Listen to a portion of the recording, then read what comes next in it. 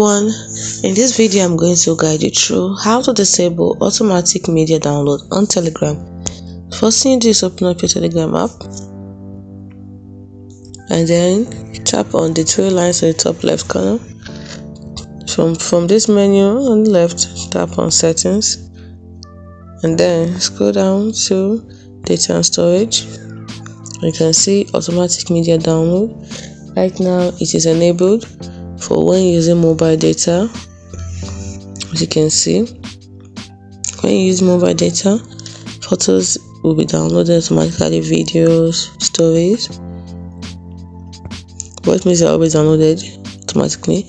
Then you can see, so you turn it off here.